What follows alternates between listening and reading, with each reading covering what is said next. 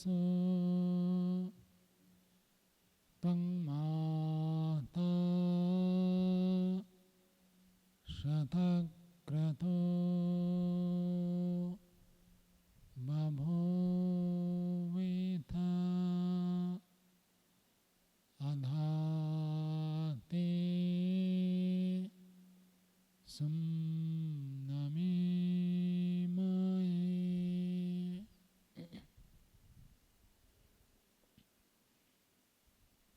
परम पिता परमात्मा की महती कृपा से हम सब इस पवित्र वातावरण में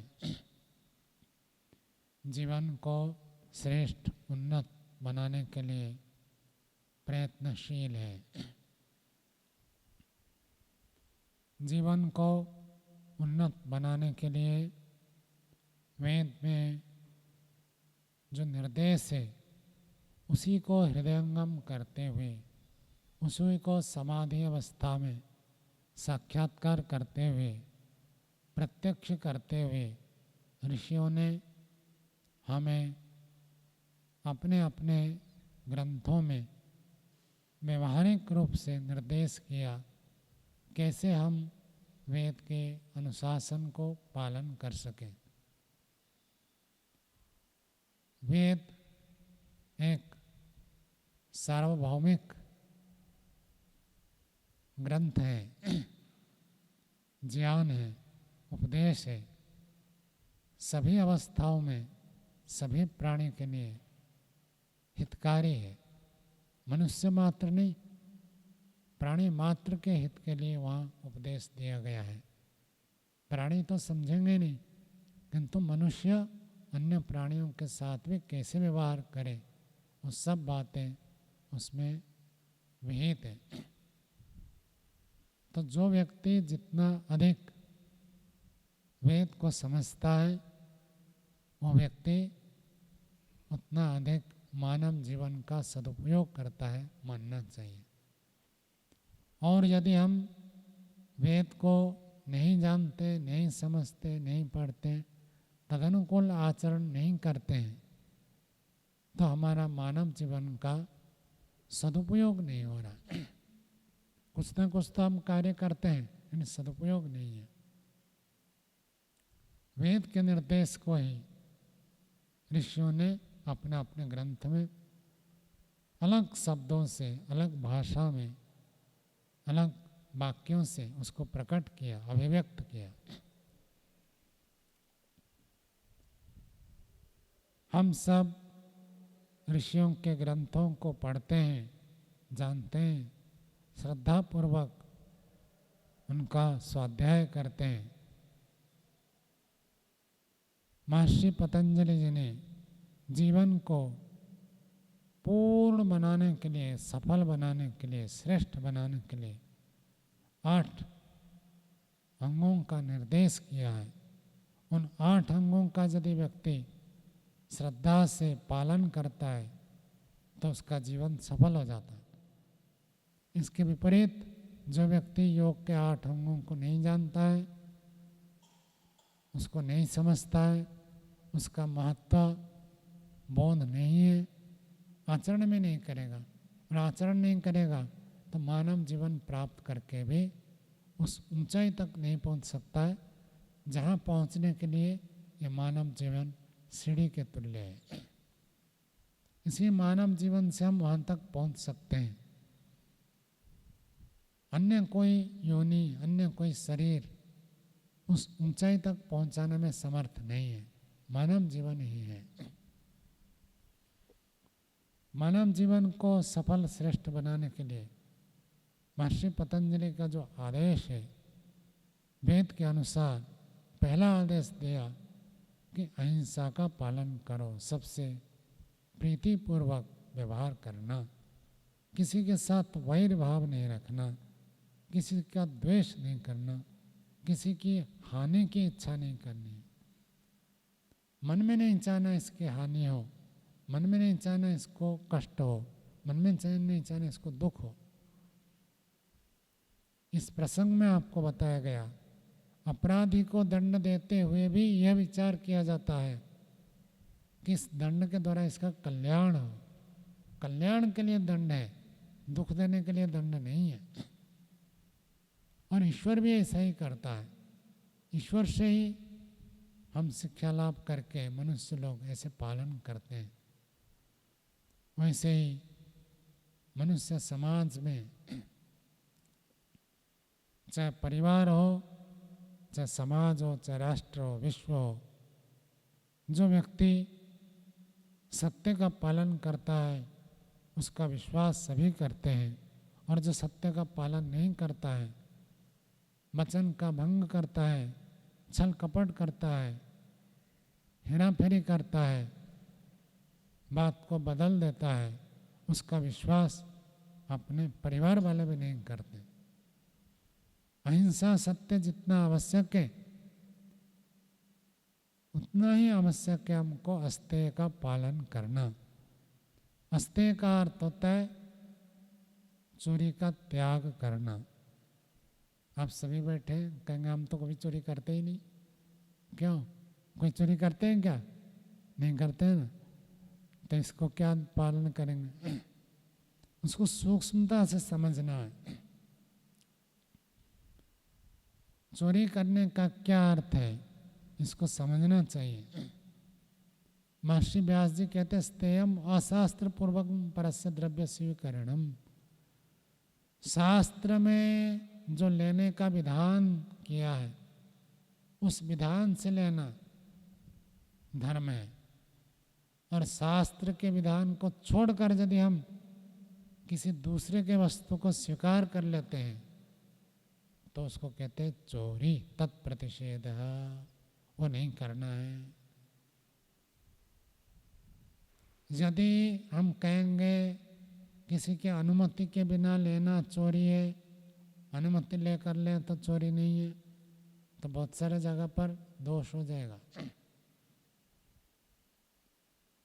जैसे कोई सरकारी अधिकारी है, ऑफिस में बैठता है और रिश्वत देने वाला खुशी खुशी देता है क्योंकि रिश्वत देने से उसका काम पूरा होगा। लेने वाला भी खुश, देने वाला भी खुश। तो इसको हम धर्म नहीं कह सकते, चोरी में आएगा क्योंकि शास्त्र विधान नहीं है, शास्त्र के विपरीत हो गया।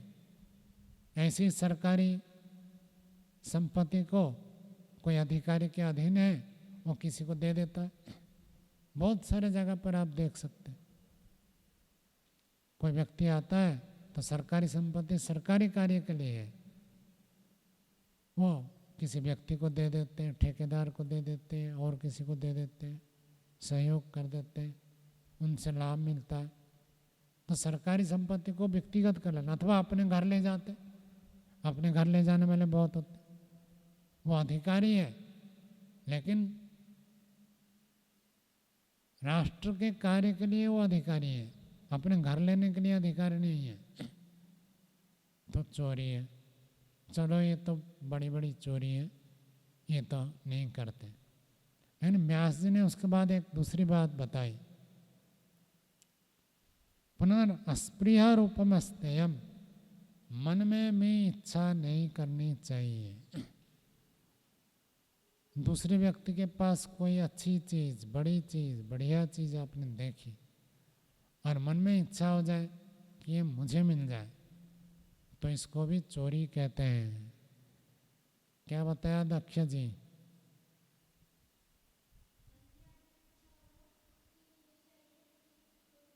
नाम है, गड़बड़ हो गया। ऋषि जी बताओ।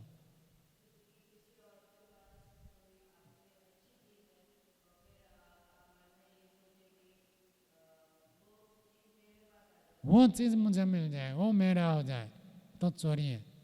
मैं भी मेहनत करके ऐसे प्राप्त करूं तो वो चोरी नहीं है। आपने किसी के पास देखा बढ़िया मोबाइल है तो आपने सोचा मैं भी बड़ा हो जाऊंगा और पैसा कमाऊंगा, ऐसे मोबाइल खरीदूंगा, वो चोरी नहीं है। ये उस व्यक्ति का मोबाइल है और आपने सोचा ये मेरे को मिल जाए तो ये चोरी है।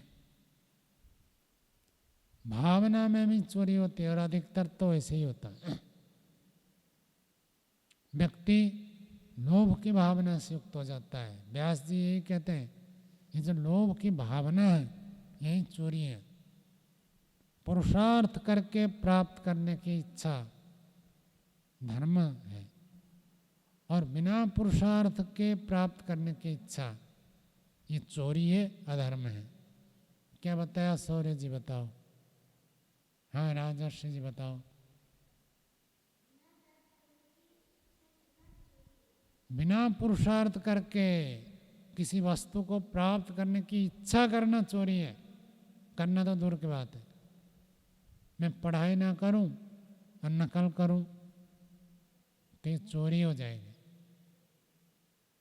अथवा परीक्षा में बैठे, परीक्षा भी बाकी है ना आप लोगों की, तब परीक्षा, कल परीक्षा होनी थी, अब कल परीक्षा निरस्त हो गया। अब परीक्षा में यदि आपकी इच्छा हो ये प्रश्न कठिन है, कोई बता दे तो बहुत अच्छा होता, ये कौन सी भावना होगी परीक्षित जी? चोरी हो जाएगी। दूसरे बच्चा मुझे बता दे अथवा कोई पुस्तक मिल जाए, तो ऐसी यदि इच्छा करते तो चोरी में आएगा। तो पुरुषार्थ के बिना प्राप्त करने की इच्छा। और कौन उदाहरण दे सकता है? चोरी। लॉटरी से, लॉटरी लग जाए तो वो भी एक प्रकार क्या है? चोरी है। हर व्यक्ति के 10 रुपए गया और एक व्यक्ति ले लिया बिना पुरुषार्थ के। जुआ खेलने में और लॉटरी में क्या? कोई पैसा खर्च करके व्यापार करता है और पैसा कमाता है, वो ठीक है, और 10 रुपया देकर 10 करोड़ प्राप्त करने की इच्छा, ये चोरी है। तो सूक्ष्मता से आप देखेंगे तो चोरी की सीमा बहुत दूर तक पहुंचेगी। तो लॉटरी टिकट खरीदना नहीं है, पुरुषार्थ करो, पैसा कमाओ, पैसा कमाने का मना नहीं है, लेकिन बिना पुरुषार्थ के अन्यों के कष्ट अर्जित संपत्ति को प्राप्त करने की इच्छा चोरी है। बहुत सारे लोग ऐसे, आजकल तो सब इंटरनेट में विभिन्न प्रकार के खेल आते हैं, उसमें जुआ जैसे पैसा लगाते हैं और पैसा डूब जाता है, फिर आत्महत्या भी कर देते हैं। किससे उधार लिया, कह दिया वापस करूँगा, तो अपना भी गया, घर को भी बैंक में डाल देते हैं। ऐसे सब सुनने को मिलता। पैसा ले आए और खेल में लगा दिए, सोच रहे थे जीत जाएंगे। कभी ऐसे नहीं करना है। हर व्यक्ति वहाँ सोचता मैं जीतूंगा, तो हारेगा कौन? यदि सभी जीतेंगे तो हारेगा कौन? कम लोग जीतेंगे या ज़्यादा लोग जीतेंगे? एक व्यक्ति जीतता है, बाकी सब हारते हैं। तो कभी उस प्रकार के लोभ नहीं करना है।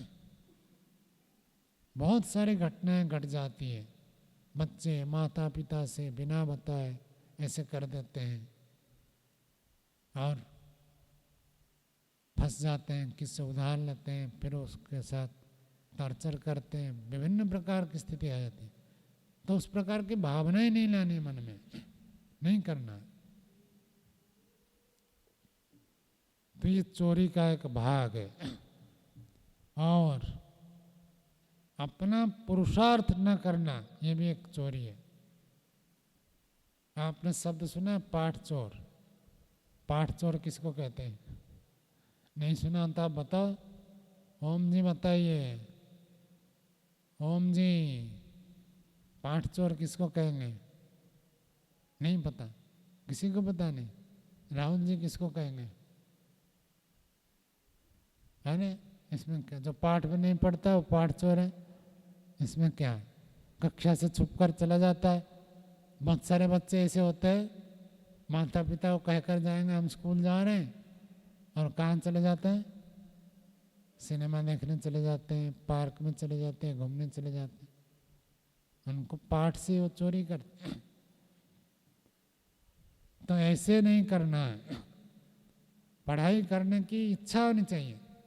जिसकी इच्छा होती है ना पढ़ाई करने के, वो विद्वान बन सकता है।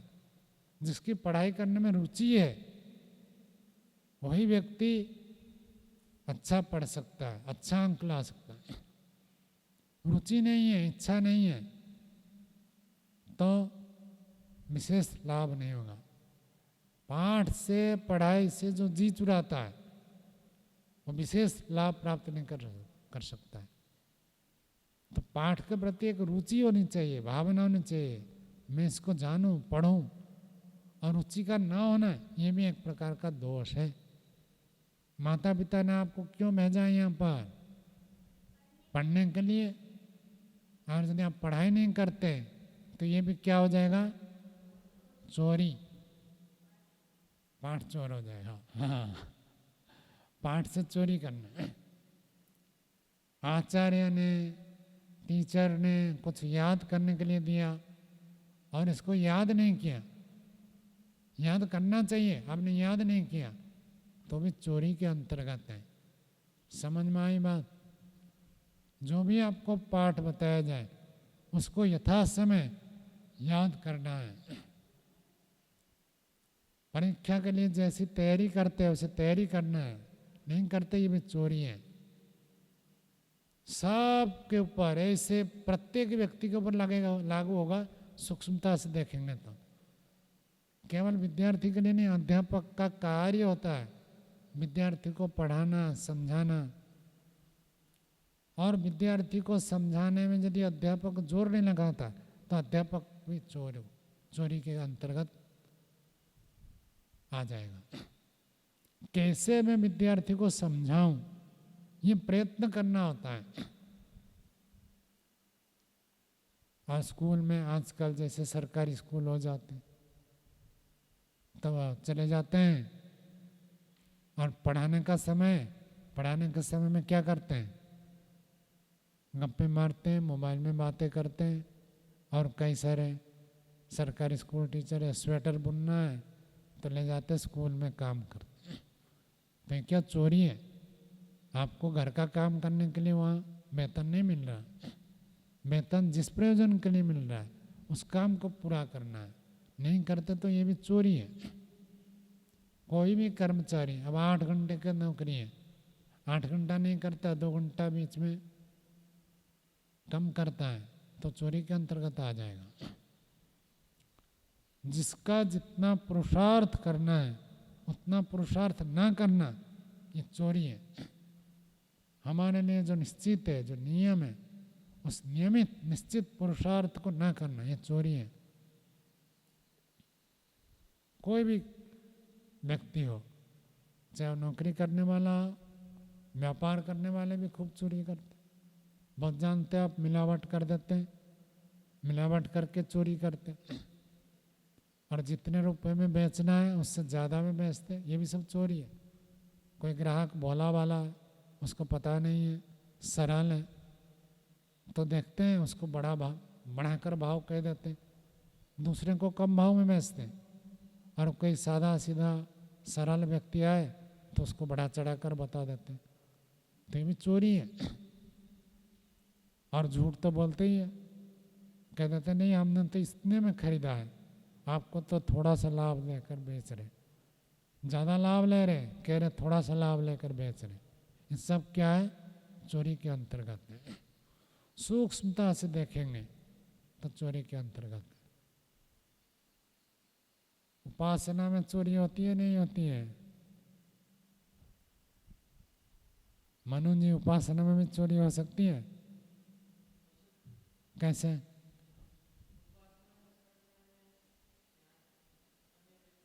ईश्वर का ध्यान करने के लिए बैठे, वो समय निश्चित किया गया है। ये समय किसके लिए है? ईश्वर की उपासना, ईश्वर का ध्यान करने के लिए। उस समय को दूसरे चिंतन में लगा दिया तो ईश्वर के उपासना का समय को आपने चोरी करके दूसरे काम में लगा दिया। उपासना में बैठकर अष्टाध्यायी नहीं दोहराना है, उपासना का समय ईश्वर का चिंतन करना है। उस समय अष्टाध्यायी दोहराते तो चोरी है। जितना समय निश्चित है जिस कार्य के लिए, उस कार्य को उतना समय करना आवश्यक है, सबके लिए कर्तव्य है। तो कर्तव्य कर्म को न करना कर्तव्य कर्म में अवहेलना करना ये चोरी है। पुरुषार्थ न करना ये चोरी है। दूसरी भाषा में कहें तो आलस्य करना चोरी है। जो व्यक्ति आलसी होता है, काम नहीं करता है, उसको काम चोर कहते हैं। पाठ नहीं पढ़ता तो पाठ चोर, और काम नहीं करता तो काम चोर। यावत भोजनम उपतिष्ठति, क्या अर्थ है कमल जी? काम के सब घंटे लगती है तब तो दिखता नहीं है, और जब भोजन की घंटी लगती है आकर पहुंच जाता है। व्याकरण में ऐसे उदाहरण है। यावत भोजनम उपतिष्ठते, तो भोजन की घंटी लग जाए तो आकर पहुंच जाता है, और बाकी सब काम के समय दिखाई नहीं देता। एक काम में चोरी होगा। 1 घंटा तो सबको अनिवार्य करना चाहिए। चाहे ब्रह्मचारी हो, वानप्रस्थी हो, गृहस्थ हो, समाज सेवा परोपकार के लिए कुछ न कुछ समय हमको लगाना अति आवश्यक है। किस रूप में कार्य करे, जिसके पास जो योग्यता है, जो सामर्थ्य है, उसके आधार पर लगाना चाहिए। तो जो व्यक्ति अपना पुरुषार्थ ठीक ठीक करता है वही वास्तव में अस्तेय का पालन करता है। धन के प्रति भी लोभ नहीं होना चाहिए। किसी के धन देखकर मेरे पास धन हो जाए ऐसे नहीं सोचना। मैं पुरुषार्थ करके धन अर्जन करूं ये ठीक है, ये धर्म है। और धन मिल जाए ये भावना चोरी है। मैं अष्टाध्यायी याद करके स्मरण हो जाए तो ये धर्म है, और अष्टाध्यायी याद ना करूं, कहीं प्रतियोगिता हो तो वहाँ मेरे को स्थान मिल जाए, ये चोरी की भावना है। भावना के स्तर पर ही चोरी होगी। तो ऐसे भावना नहीं करनी है, मन में ही भावना नहीं करनी है। तो सूक्ष्मता से यदि हम चोरी को छोड़ देते हैं, योग्यता के आधार पर प्राप्त करते हैं। किसी को योग्यता के आधार पर पुरस्कार मिला है, राहुल जी को प्रथम पुरस्कार मिला ना, अब योग्यता है तो पुरस्कार मिला है। अब कोई योग्य नहीं है और सोचेगा मुझे प्रथम पुरस्कार मिल जाए, तो वो भी भावना ठीक नहीं है। योग्यता को बढ़ाओ, अपने आप आपको पुरस्कार मिलेगा। बिना योग्यता के पुरस्कार प्राप्त करने की इच्छा, ये भी अस्तेय का भंग माना जाएगा। तो हमेशा हम पुरुषार्थ करें, योग्यता को बढ़ाएं, और पुरुषार्थ करने के लिए शास्त्र में, वेद में भी विधान है, उसकी चर्चा आगे करेंगे। आज यहीं पर वाणी को विराम देते हैं। ओम।